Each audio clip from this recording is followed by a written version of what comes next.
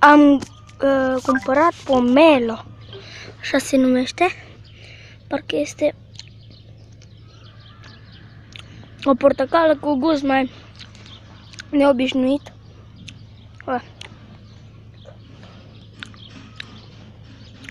Însă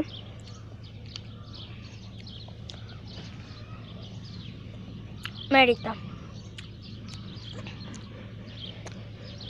L-am luat de la Arad cu 10 lei.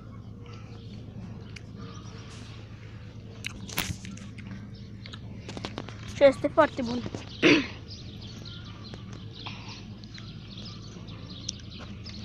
Și da, primul meu vlog. Poate chiar o să facem o miniserie, dacă vreți.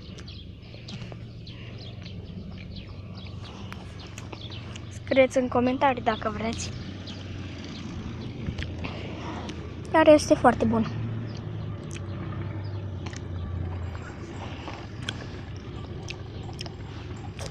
Este ca lămâia, dar foarte mare. Asta este cât o lămâie.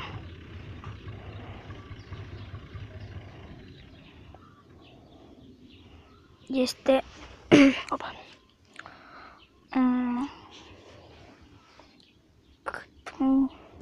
cât palma mea.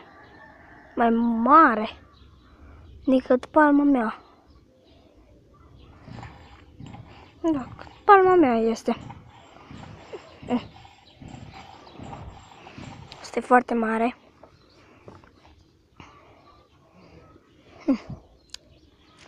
Da. Ce să zic? Este foarte bun și mare. Deci, uitați-vă. Wow. Dacă trebuie să o curățați că cu această cu pielița asta e bun.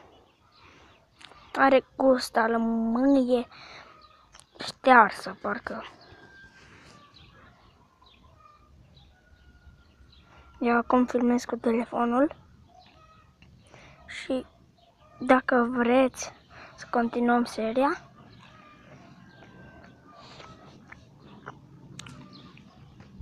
să spuneți în comentarii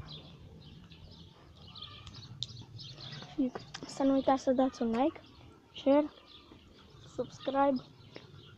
Eu am fost Sebi. Dacă mai vreți să faci vloguri sau ceva de genul, să-mi spuneți în comentarii. Și dacă vreți amândouă, și gaming și vloguri. Eu am fost Sebi. Și noi o să ne vedem data viitoare.